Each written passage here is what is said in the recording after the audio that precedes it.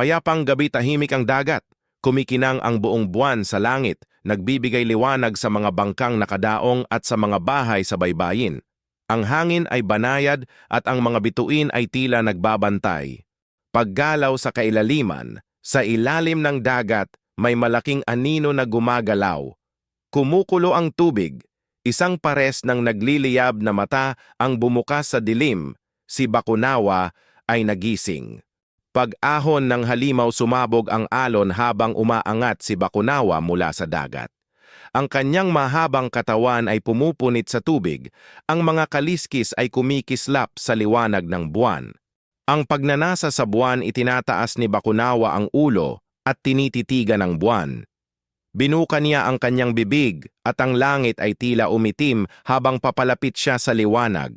Pagdilim ng langit unti-unting nilalamon ng anino ang buwan, naglalaho ang liwanag, ang gabi ay nagiging kakaibang dilim, nagsisimula ang pagkain ng buwan.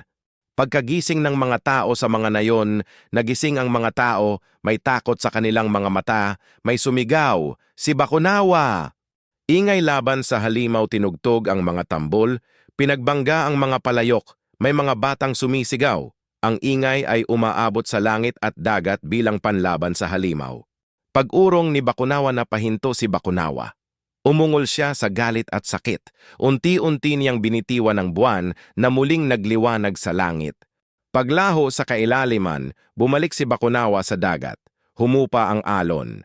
Tahimik muli ang gabi, ngunit ramdam pa rin ang takot sa hangin.